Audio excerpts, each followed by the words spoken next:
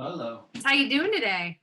Oh, not too bad. It's a beautiful day here in Nashville. Cold, but leaves are changing and sunshine is out. So, John, you recently had knee surgery. I did, and I'm sitting here with them up right now because I had to.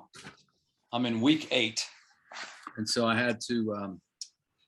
I've been since the last couple of weeks. I've been on the go, and I'm not resting them enough. So they started to swell, and like you got to take time during the day to get off your feet for 20 or 30 minutes and elevate them some, and then go back. So that's what I'm doing right now. It's getting a little elevation, but it's I did 2 at one time. Yeah. So everybody thinks I was crazy, but I just tell everybody, if you're going to go through the pain and you got to go through it twice, you might as well just go through it once. And my doctor was like, you need them both anyway, so getting it done. How has the pain been? Have you been in a lot of substantial pain? Yes. As a matter of fact, the first 4 weeks, 4.5 weeks were very painful every day, all day. But you know that that's temporary. So you kind of got to go through that in order to get to the other side. So I'm on the other side. Good. Yeah. I'm glad you're on the other side. So so today we're talking about youth and fostering a mentorship type of atmosphere in your music ministry. So before we really dig into this topic, I got to ask John, how did you get involved in music ministry? I got involved in it at an early age. Started in children's choir. My mother was the church organist. She made us take children's choir. There's a direct correlation between the kids that are in children's choir and those that stay in some type of ministry later on in life.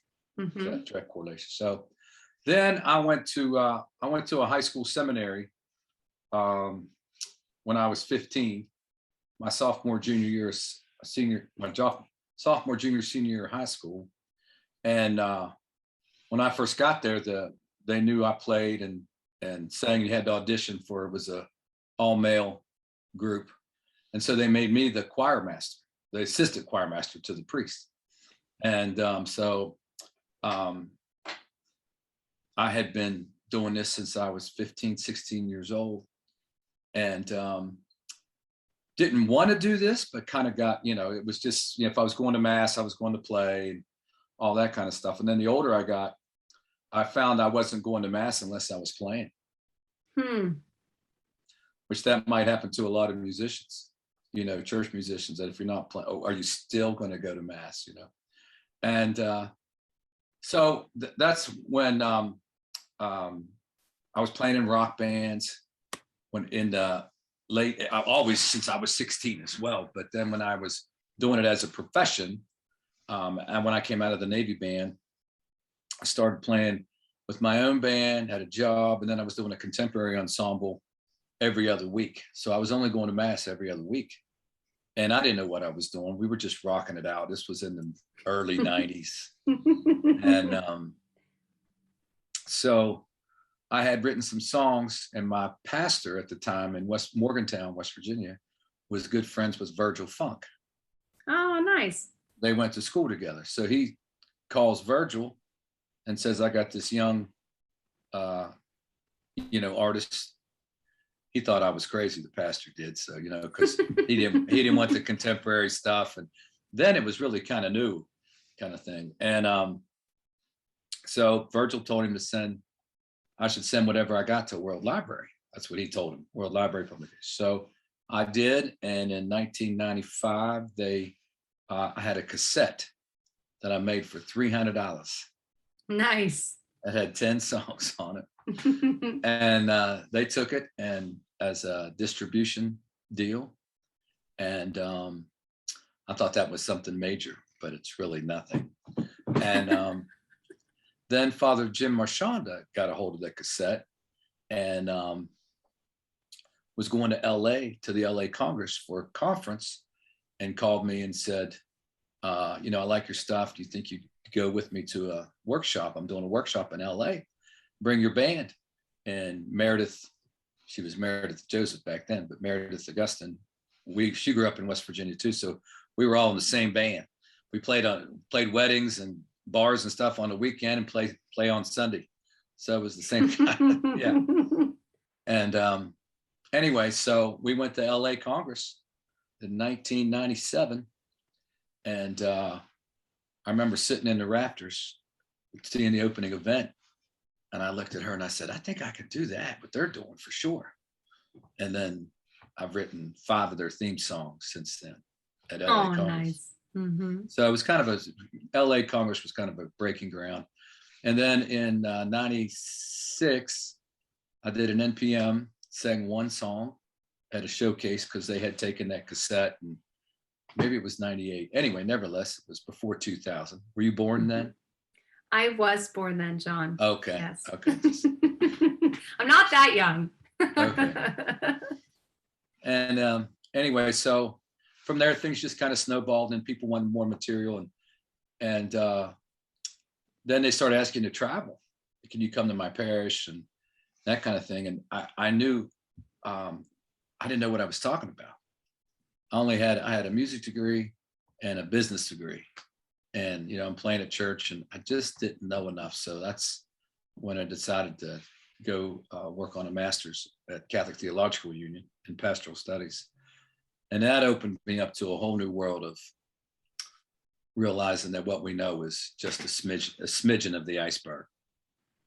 Mm-hmm. And so that kind of helped me along the way to kind of do what I do today in terms of parish missions and then more and more collections with World Library, because I was fortunate enough to go on the road in 2005 full time. And I did that for like 12 years full time. Wow. Mm-hmm. And but it took its toll. What we do as music missionaries is not easy because it requires your whole life and everything you got to make it happen. So, but that's a story for another day. That'll be part 2 of this interview. I noticed that you said music missionaries. Yeah. Can you talk a little bit about that? Well, when you're playing in the club or when I was with the Navy band, we do concerts and things in the secular world. That was one thing, and with the entertainment value. But it's, what I do in terms of the religious or the sacred music realm is really a continuation of the mission of Jesus. It's his mission of preaching, teaching, and healing. And that's kind of what I figured that I do. Now I see other artists are using missionary as well, even though I've seen that from a couple other artists. But that's the way I felt. I felt I was a missionary because you weren't staying in hotels. You're staying in rectories. You're staying at people's homes. You're eating what's on the table.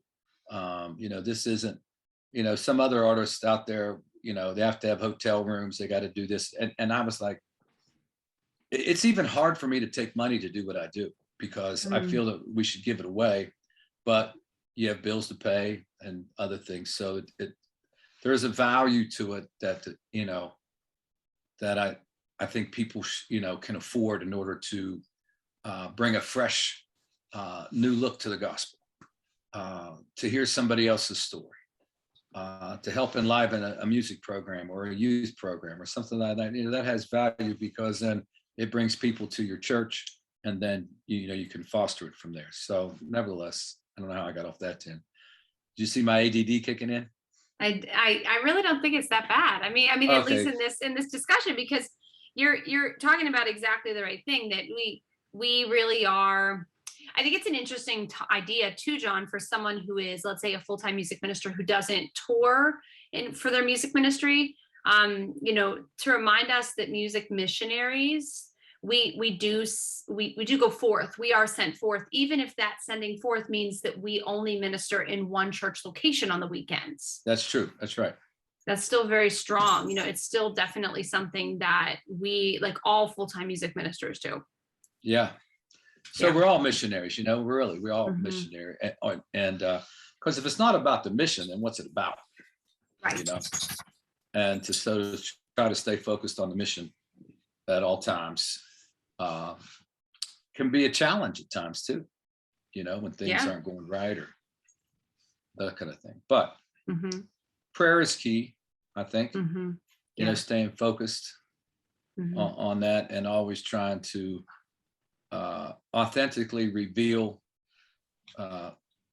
Jesus. You know what I mean? That's what you want. You know, I might be the vehicle, but what I'm not, what I'm singing about or bringing is the Holy Spirit.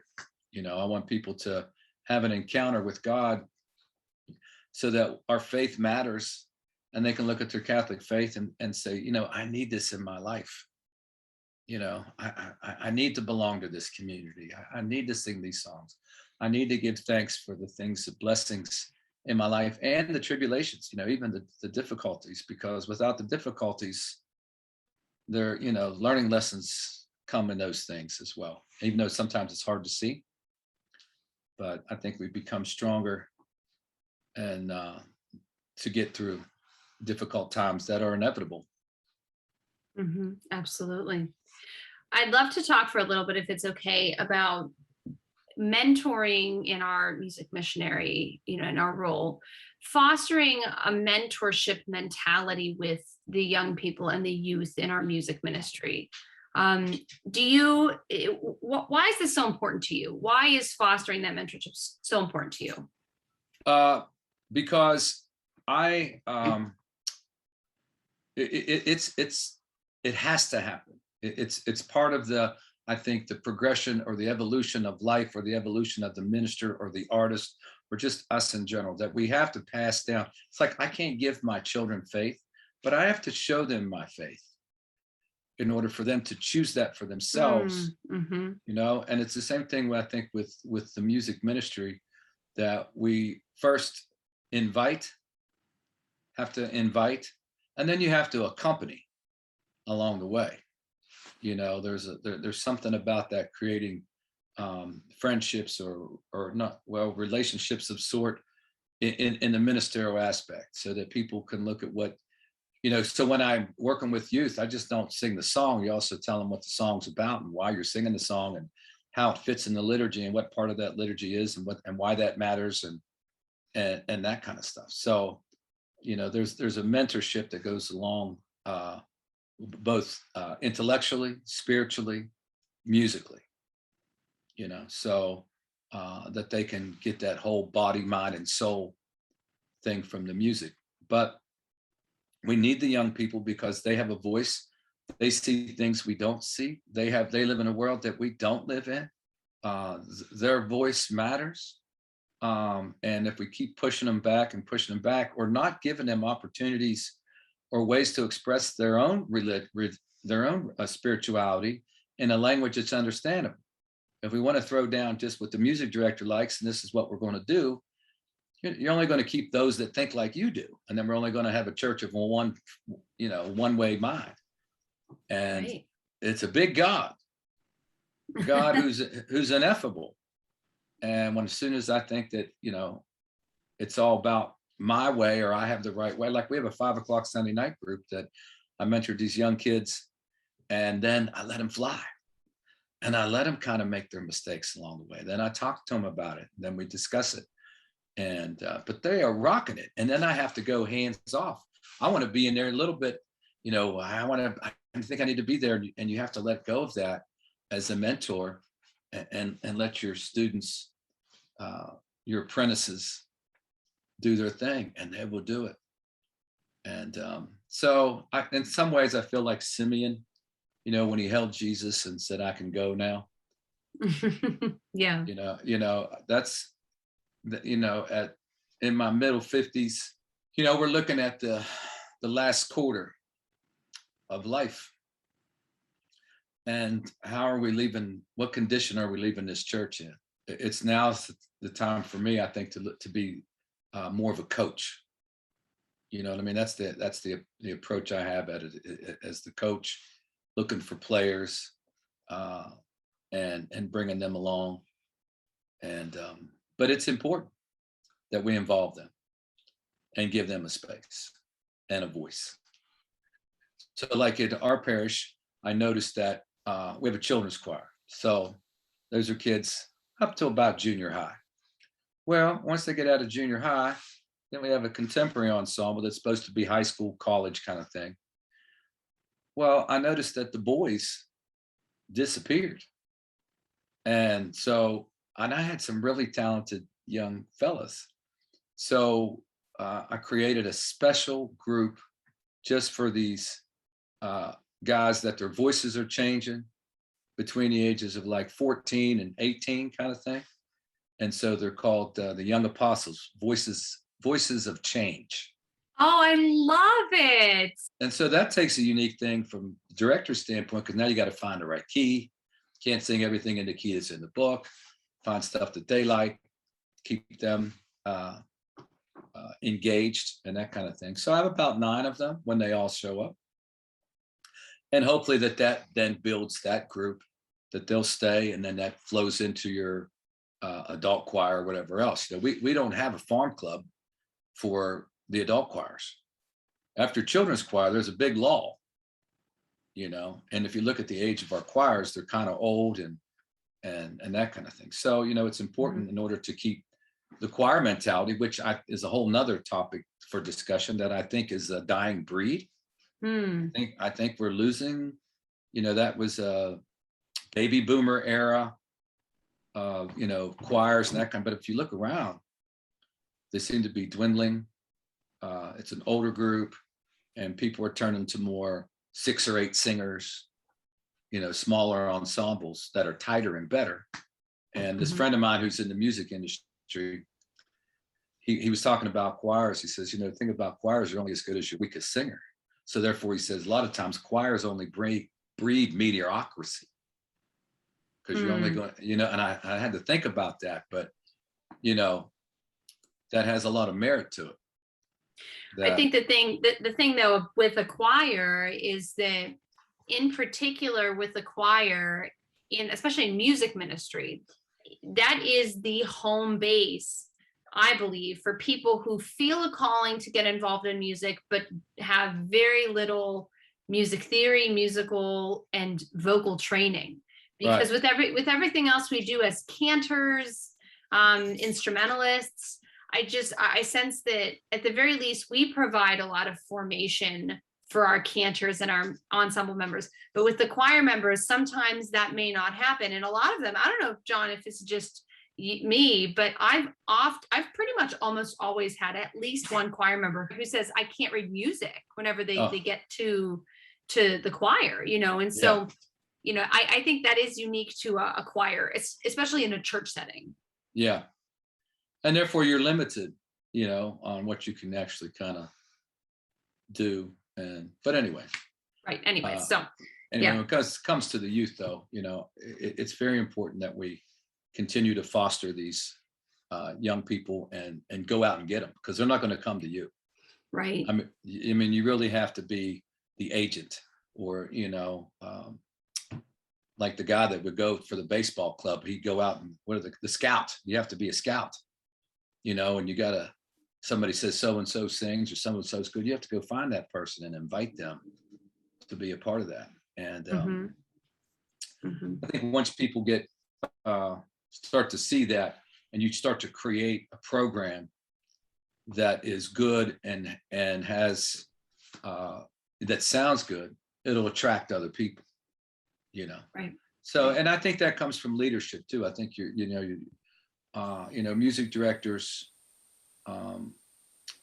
personnel is not taught. We don't teach personnel.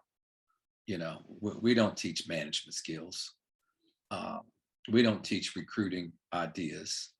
You know, if you can play the organ or play the piano and sing, you know, you get hired. But you and I both know that that's only maybe a third or less of the actual workload.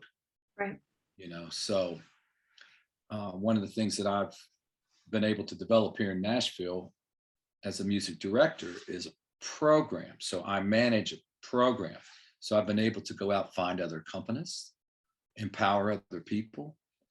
And so that my responsibility is to create music for every mass on Sunday.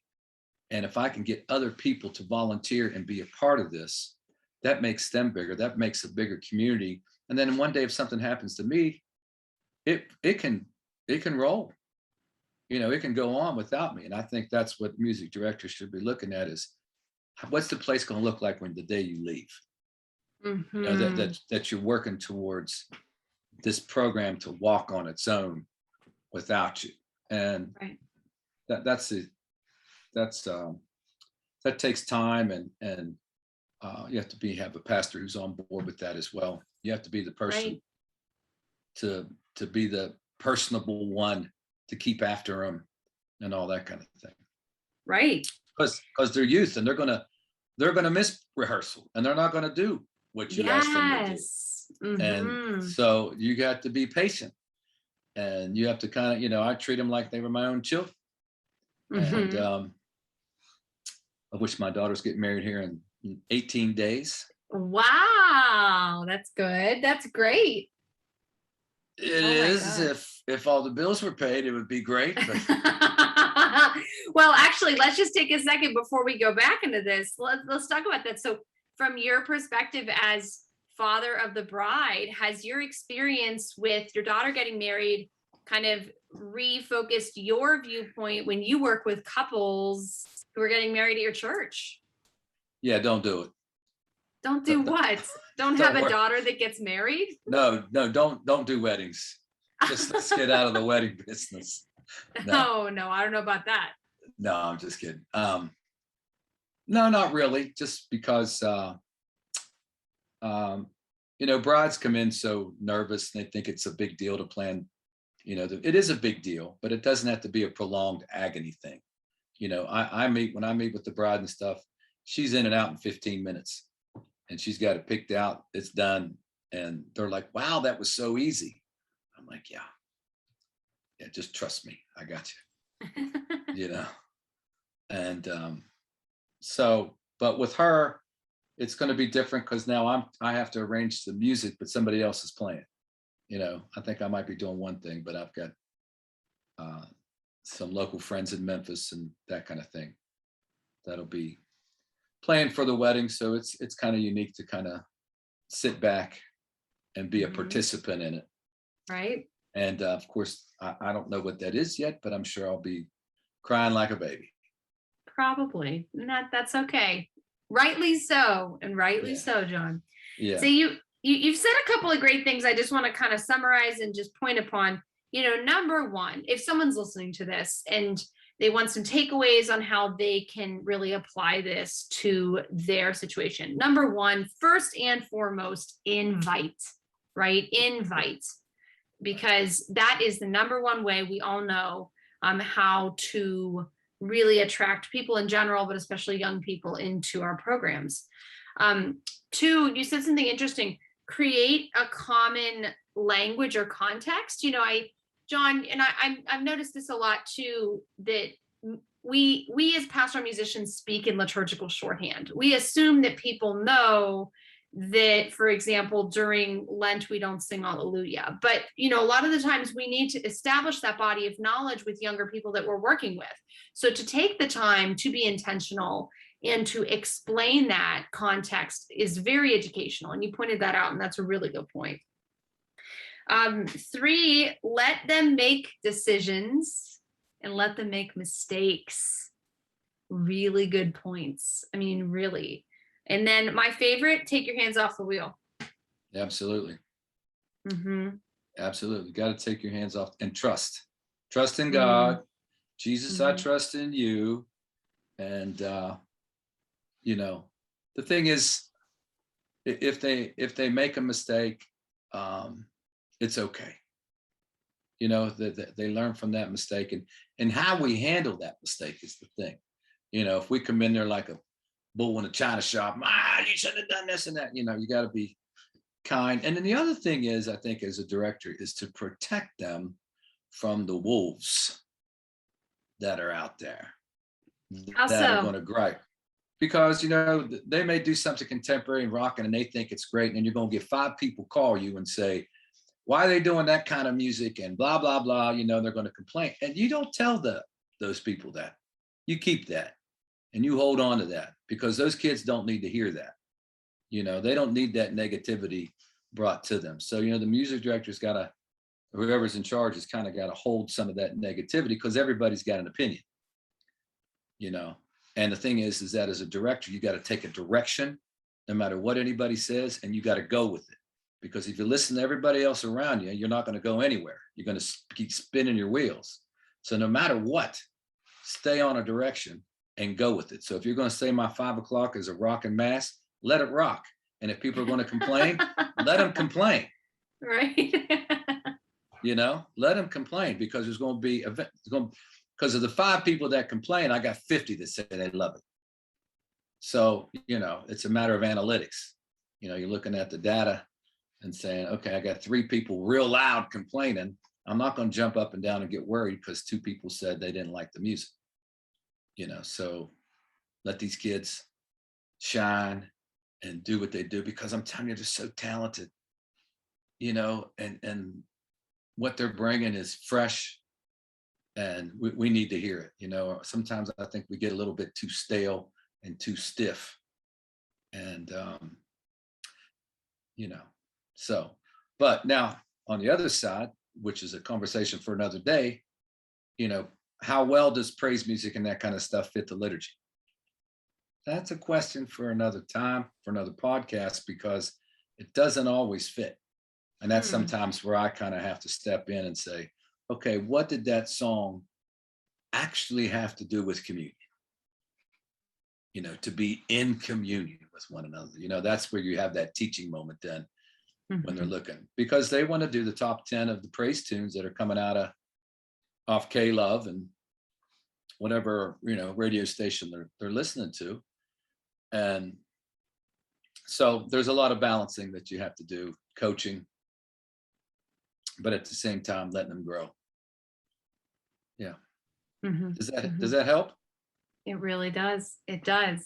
Yeah. I mean, if there's one thing that you're listening to this podcast and you take away, it's that I think young people, they keep us more open and flexible, like you said, than we normally would have. I mean, it's just, and they're so, I think they're so crucial, not just because, of course, they are the future of the church. They're the next leaders in the church, but they help us think about A, why are we doing what we're doing?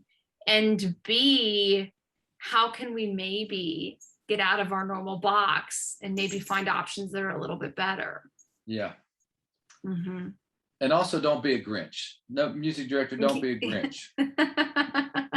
Smile, the territorial thing and all that kind of stuff. We need to lay that down and really look at these kids as part of the family, part of your family, and that kind of thing. So, and allow them. That's inviting. Allow them to be kids is what I was going to say. Allow them to be kids. I once went to a workshop. I won't say where or when, but it was a workshop about involving music ministers. And this person had said, if your choir, now this is about the choir, not to stick in the choir, but like if your musician had to miss more than 2, maybe 3 rehearsals in an entire season, maybe you should ask them to not be a part of the entire season then. And I remember writing down, I feel like this is wrong, because especially with young people, like, first off, if they're involved in music ministry, they're probably involved in other things like sports and other extracurriculars. And also they're teenagers, they're most likely young adults. And so they're still getting their own foothold maturity wise, that they're trying to balance their schedule, and you have to accept that when you have youth in your program. Absolutely. I could talk with you about this for another half hour, but it's been so great to sit down and talk with you about this, because we have been so focused on COVID for the last 18 months. It's nice to just go back to basics and say, okay, what do we do best, and why do we do what we do? And that's what I really think this conversation's been about today. Yeah. So keep doing what you're doing, but keep growing. and keep looking for those diamonds in the rough, because they're in every parish. They really are in every parish. I agree.